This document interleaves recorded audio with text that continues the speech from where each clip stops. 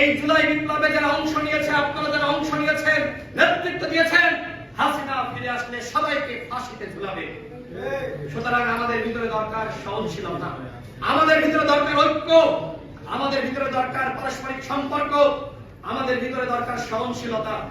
আজকে আমরা যারা রাজনীতি করছি, হোক বিএনপি, হোক জামাত, হোক গণ অধিকার পরিষদ, ইসলামী আন্দোলন কিংবা সিপিবি বা এনসিপি, আমাদের সবার ভিতরে সম্পর্কের দরকার আছে। জাতীয় স্বার্থে আমাদেরকে এক থাকতে হবে। ভারত এবং হাসিনার প্রশ্নে, আওয়ামী লীগের প্রশ্নে কোনো আপোষ করা যাবে না।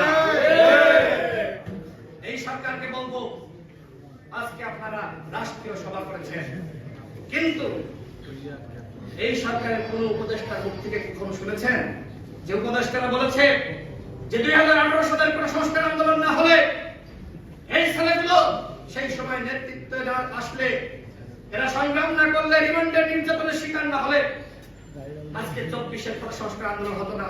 একবারের জন্য বলেছে? এই সরকারের উপদেষ্টারা পরিকল্পিতভাবে আমাদের অর্জন, আমাদের ইতিহাসকে আজকে মলিন করার চেষ্টা করেছে। তারা মনে করছে যে আমাদেরকে যারা নিয়োগ দিয়েছে, আমরা যদি আমাদের 18 ভাইদের কথা বলি তাহলে আমাদের কারো পথ থাকবে না। যে কারণে কোন কোন কর্মকর্তার সাথে আমাদের কথা হয়েছে, তারা আমাদেরকে বলেছে যে তোমাদের কথা তারা শুনতেই পারে না, 18-এর কথা তারা শুনতেই পারে না। কেন? 18 সালের ইতিহাস রচিত না হলে 24-এর ইতিহাস রচিত হতো না। সুতরাং যে ঘোষণাপত্র ঘোষণা করতে চান, শহীদ মিনারে কোন ঘোষণাপত্র আমরা মানব না। আমাদের কথা ক্লিয়ার, এই সরকারকে ঘোষণাপত্র দিতে হবে। এই সরকারকে জুলাই জাতীয় সনদ ঘোষণা করতে হবে, এবং সেখানে যদি কোন সংস্কার আন্দোলনের ইতিহাস না থাকে তাহলে ওই ঘোষণাপত্র আমরা মানব না। কথা ঠিক কিনা? আপনি শুধুমাত্র 2018 সাল থেকে আন্দোলন শুরু হয় নাই, এদেশে হাজারো মানুষ গুমের শিকার, খুনের শিকার হয়েছে। সেনা সমর্থিত ফখরুদ্দিন, মঈনুদ্দিনের বিরুদ্ধে যে আন্দোলন, সেই সময় থেকে এই জুলাই বিপ্লব শুরু হয়েছে। সুতরাং হোক সে অন্য দলের, প্রত্যেকটা দলের যারা গুম খুনের শিকার হয়েছে, তাদের ত্যাগের কারণে আজকে এই বিপ্লব সংগঠিত হয়েছে। আজকে আমরা হাসিনা মুক্ত বাংলাদেশ পেয়েছি। এই বাংলাদেশ যদি আসলে আমরা নতুন বাংলাদেশ হিসেবে গঠন করতে চাই, তাহলে আমাদের ভিতরে অবশ্যই ঐক্য দরকার। আমি বারবার বলছি ঐক্য দরকার, আর সেই ঐক্যের জন্য আমাদের কাজ করতে হবে। আমি সর্বশেষ বলবো, বাংলাদেশের নির্বাচন নিয়ে আলোচনা চলছে, কিন্তু নির্বাচন করতে হলে অবশ্যই নির্বাচনের উপযুক্ত পরিবেশ তৈরি করতে হবে।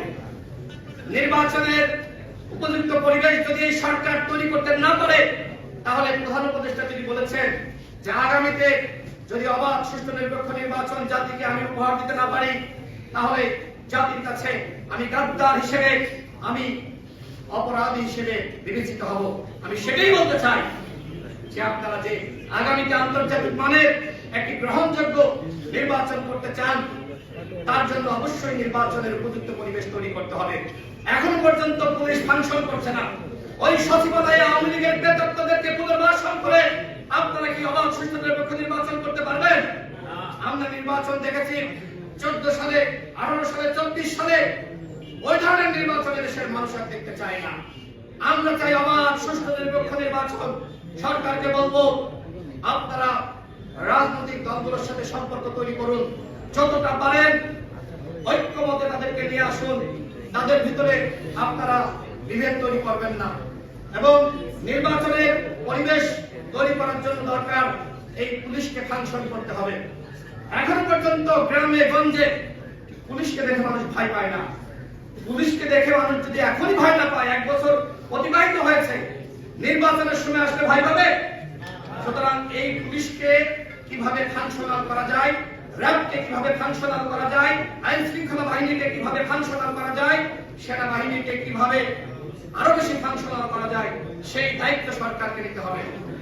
আজকে যদি আমরা এদেশের আইন শৃঙ্খলা পরিস্থিতি ঠিক করতে না পারি, তাহলে এই গণঅভ্যুত্থান ব্যর্থ হবে।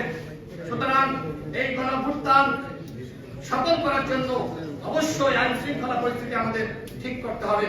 আমি সর্বশেষ সরকারকে বলবো, আপনারা গণহত্যার বিচারে খুব বেশি সোচ্চার নয়। এখনো পর্যন্ত আওয়ামী লীগের কতজনকে আপনারা গ্রেপ্তার করেছেন তার তালিকা দিতে পারবেন?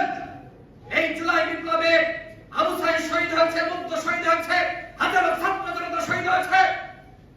যতজন শহীদ হয়েছে এখনো পর্যন্ত আওয়ামী লীগের যারা মাফিয়া ছিল সরকার অতজনকে গ্রেফতার করতে পারে নাই। যতজন আহত হয়েছে অন্তত একজন আহত যোদ্ধার বিপরীতে সরকার যদি একজনকে গ্রেফতার করত তাও কিন্তু সংখ্যাটা দাঁড়ায় প্রায় ৩২,০০০। আওয়ামী লীগের কি ৩২,০০০ আটক হয়েছে বন্ধুগণ? আটক হয় নাই।